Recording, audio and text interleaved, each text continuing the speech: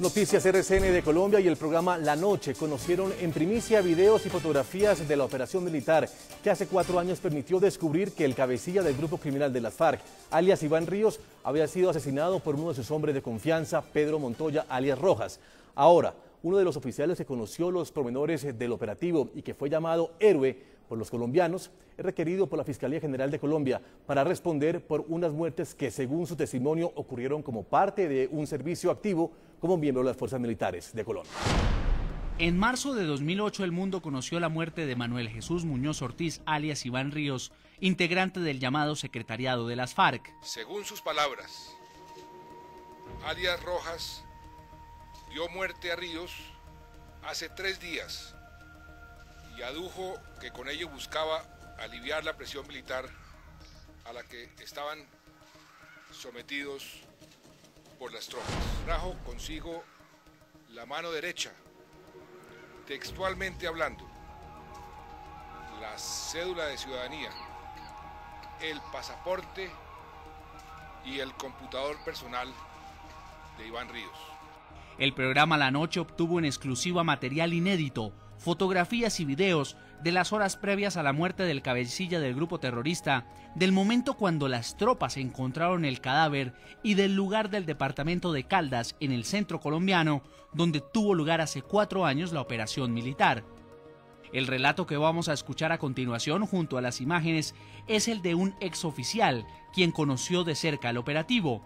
El hombre, a quien vamos a llamar Gonzalo, fue retirado del ejército por la facultad discrecional que tiene esa fuerza y luego fue llamado a declarar ante la Fiscalía de Colombia por un caso de los llamados falsos positivos y que, según su relato, ocurrieron en medio de un combate con una banda criminal en el departamento de Caldas.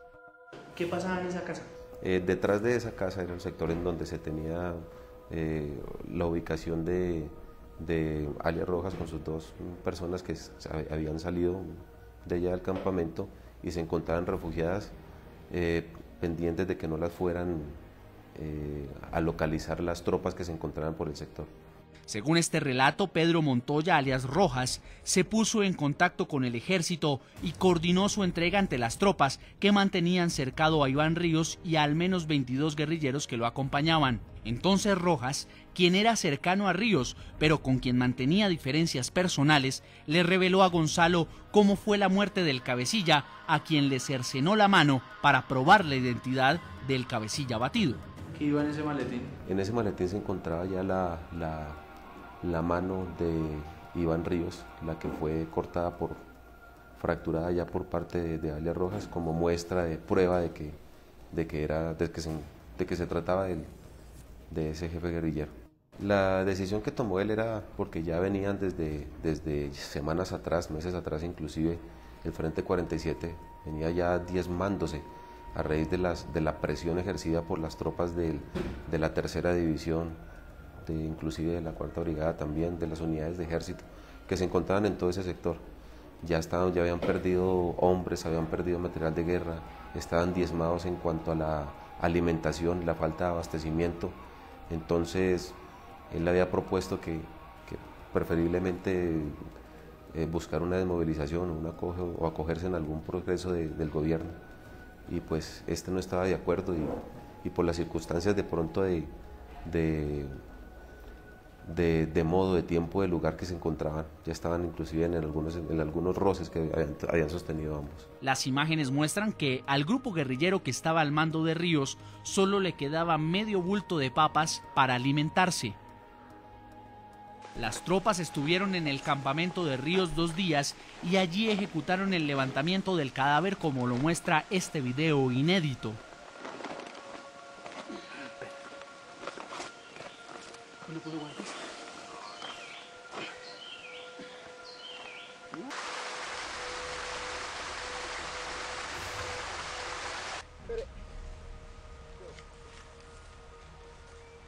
El tiempo atmosférico no nos favoreció para la llegada del helicóptero, y también porque me ordenaron que no llegaba ya a hacer ningún levantamiento la Fiscalía ni ningún miembro de Policía Judicial.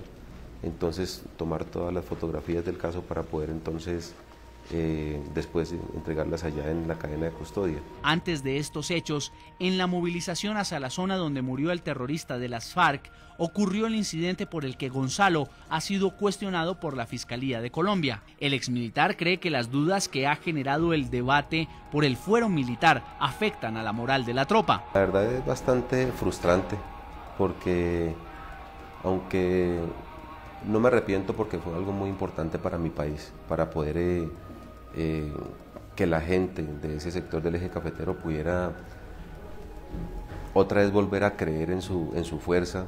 El programa La Noche se reserva el derecho de revelar la identidad real de Gonzalo para preservar la seguridad y la confidencialidad de la fuente. General retirado Harold Bedoya, excomandante de las Fuerzas Militares Colombianas. Acabamos de conocer un caso de un militar que fue conocido por el país, por Colombia, como un héroe, por un operativo militar exitoso, pero que ahora es por lo menos señalado por algunos de haber cometido algún delito dentro del interior del conflicto colombiano. Si se acaba con el fuero militar, si se desvanece su espíritu, muchos dicen que es la columna vertebral de las fuerzas militares, se baja la moral de la tropa inmediatamente. Hoy por hoy, le quiero preguntar, ¿cuál es la reacción de un militar al oír una orden de combate? ¿La piensa dos veces? Bueno, yo primero quiero decirte que el ejército colombiano y las fuerzas militares y de policía están preparadas para una guerra, dijéramos, terrorista o narcotraficantes, de carteles de la droga. Lo que no está preparada las fuerzas del orden, las fuerzas armadas, es para la guerra política y la guerra jurídica. Como se creó un vacío, que nuestras fuerzas están dando una batalla, están en una guerra, en la mitad de la guerra, la mitad del conflicto, como se llama hoy, sin fuero, pues aparecen estos dos monstruos, el monstruo de la guerra política y el monstruo de la guerra jurídica. ¿Quién hace la guerra política?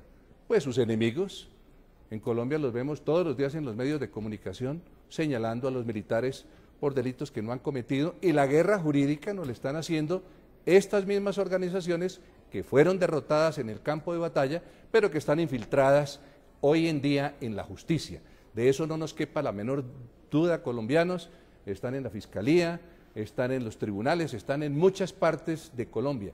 En esas condiciones, cualquier militar puede ser condenado por cumplir con su deber y ser héroe. Tenemos el ejemplo, además de este caso que tú me nombras, el caso del Palacio de Justicia. Es que está patético. Los héroes del Palacio de Justicia que salvaron la patria, que lograron evitar que el M-19 se tomara el poder político, que era lo que quería, hoy en día están pagando 30 y 40 años de cárcel. Gravísimo. Estos héroes que tú estás nombrando están aquí en Puente Aranda.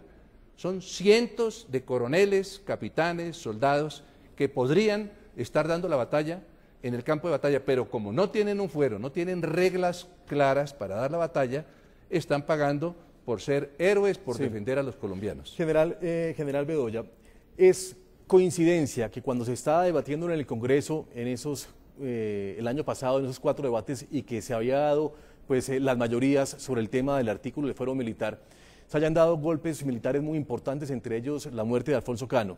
Es coincidencia que cuando se da a conocer que puede haber un cambio en esos debates y en esa legislación del fuero militar, los militares hayan bajado un poco la guardia, se haya bajado un poco la moral y el orden público en Colombia haya cambiado un poco a favor de los terroristas.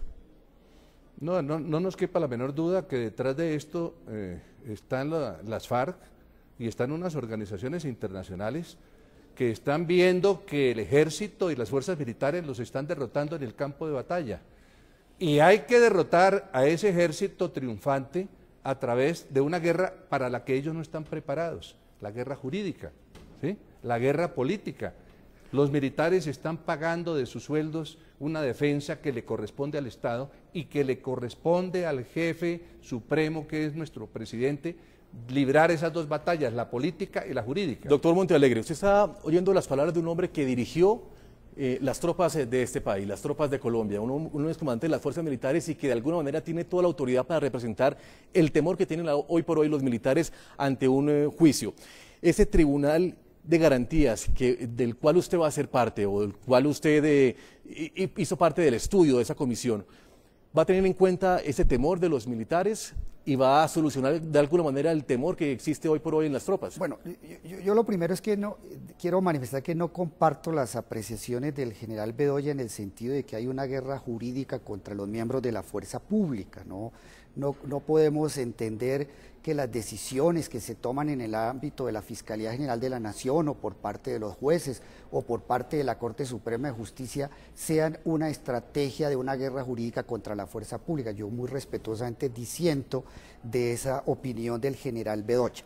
Pero obviamente que hay que reconocer que el derecho colombiano tiene ciertos vacíos en el tema del juzgamiento de los miembros de la fuerza pública. ¿Y cuáles son esos vacíos?